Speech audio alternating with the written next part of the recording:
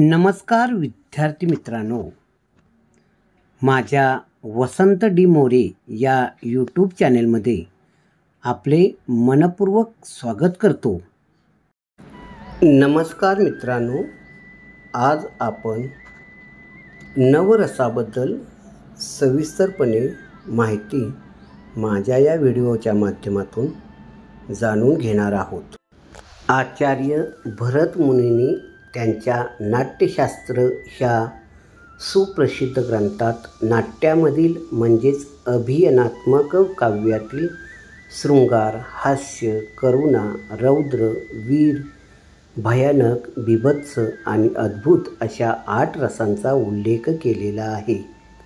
आचार्य मम्मट यांनी श्राव्य किंवा पाठ्यकाव्यांच्या बाबतीत त्यांच्या काव्यप्रकाश या सुप्रसिद्ध ग्रंथात भरत मुनींनी सांगितलेल्या नाट्याप्रमाणेच शृंगारादी 8 रसांच्यासह शांत असे एकूण 9 रस आहेत असा अभिप्राय दिलेला आहे. पंडित विश्वनाथ यांनी त्यांच्या साहित्य दर्पण ह्या ग्रंथात मम्मटाचेच नवरस मत उचलून धरलेले आहे. रस हे मनाची भावनिक स्थिती किंवा भावनांचा अभ्यास करणारे शास्त्र आहे, ज्यात प्रामुख्याने सादरीकरण असलेल्या कलांचा समावेश होतो.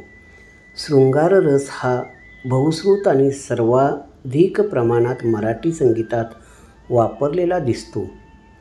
पाहिले न मी तुला, सांग कधी कळणार तुला किंवा धुंदीत गाऊ वगैरे अशी कितीतरी गाणी नकळत शृंगार रसाची प्रचिती देऊन जातात. हास्य रस हा प्रामुख्याने विनोदी नाटकामुळे उत्पन्न होत असला तरी टांगटिंग टिकांग, गेला माझा सखा नवरा वगैरे सारखी अजरामर झालेली गाणी नकळतपणे आपल्याला हसवून जातात. बाजूच्या चित्रामध्ये नवरस दिलेले आहेत ते पहा. करुण रस हा दुःखाची भावना व्यक्त करताना उद्भवणारा भाव. नायक नायिका यांचा विरह असो वा भक्ताने परमेश्वराला घातलेली आर्तसाद असो, करुण रसाच्या वेगवेगळ्या छटा मराठी संगीतात दिसून येतात. कशी नशिबाने थट्टा, जीवलगा राहिले रे दूर घर माझे अशी गाणी असोत किंवा अगदी आत्ताचे देवा काळजाची हाक एक एकदा तरी असो, रसिकांच्या हृदयांचा नकळत ठाव घेतात. वीररस हा पराक्रम, शूर, यशोगाथा वर्णनाने उत्पन्न होणारा भाव. वेडात मराठे वीर दौडले 7, बलसागर भारत हो हो, उठा राष्ट्रवीर हो, जयस्तुते, शूर आम्ही सरदार वगैरे अशी कितीतरी गाणी अजूनही वीररसाने ओतप्रोत भरलेली आहेत. ही आणि अशी कितीतरी गाणी ऐकल्यावर आजही डोळ्यासमोर नकळतपणे ते दृश्य उभे राहते आणि मराठी मन अभिमानाने आणि वीररसाने परिपूर्ण होते. उषःकाल होता होता हे गाणं ऐकलं की वीर, करुण आणि बीभत्स रसाची परिपूर्ती होते. खरंच बीभत्स रसात असणारी तिरस्काराची भावना किती अप्रतिम पद्धतीने सुरेख भटाने गुंफली आहे. शांतरस हा प्रामुख्याने वैराग्यातील आनंद दर्शवतो, म्हणजेच तो भक्तीची भावना व्यक्त करणारा असतो. मराठी साहित्याला लाभलेल्या संत परंपरेमुळे भक्तिरसाने युक्त अशा कितीतरी रचनांनी महाराष्ट्र समृद्ध झाला आहे. संत ज्ञानेश्वर, संत एकनाथ, संत तुकारामांनी महाराष्ट्राला भक्तिरसाने संपन्न केले आहे. अजूनही आपली सकाळ ओंकार स्वरूपा, अमृताहुनी गोड, केशवा माधवा अशा भक्तिरसाने होते. खरोखर महाराष्ट्राला लाभलेल्या संतांनी आणि कवींनी मराठी संगीताला समृद्ध केले आहे. तितक्याच ताकदीने लता मंगेशकर, आशा भोसले, सुरेश वाडकर व अजित कडकडे यांसारख्या गायक गायिकांनी या रचना अजरामर केलेल्या आहेत. रससौंदर्यशास्त्र. रससौंदर्य हे मनाची भावनिक स्थिती किंवा भावनांचा अभ्यास करणारे शास्त्र आहे, ज्यात प्रामुख्याने सादरीकरण असलेल्या कलांचा समावेश होतो. रस ही नाट्यशास्त्र, नाटक, अभिनय, साहित्य आणि संगीत ह्या कलाशाखांच्या संदर्भात वापरण्यात येणारी संज्ञा आहे. भारतीय साहित्य विचारात रसविचारांची मांडणी प्रथम भरतमुनी यांनी केली. यांचे विस्तारित विवेचन अभिनवगुप्त यांनी केले. एकूण 9 रस आहेत. भारताने 8 रस व त्यांचे 8 स्थायी भाव सांगितलेले आहेत. पुढच्या अभ्यासकांनी शांत हा 9वा रस व त्यांचा शांती हा स्थायी सांगितलेला आहे.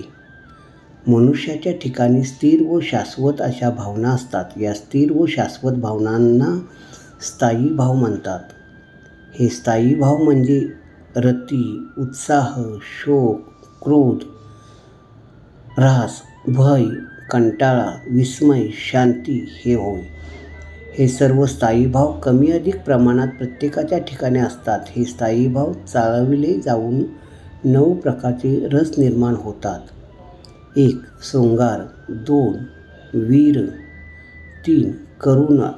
4. हास्य. 5. रौद्र. 6. भयानक. 7. बिभत्स. 8. अद्भुत आणि 9. शांत. शृंगार. शृंगार ह्या रसात प्रामुख्याने स्त्री व पुरुष यांच्या एकमेकाबद्दल वाटणाऱ्या प्रेमाचा व आकर्षणाचा उल्लेख केलेला असतो. ह्या रसातून वैयक्तिक भावना जागृत होऊन शृंगार रस निर्माण होतो.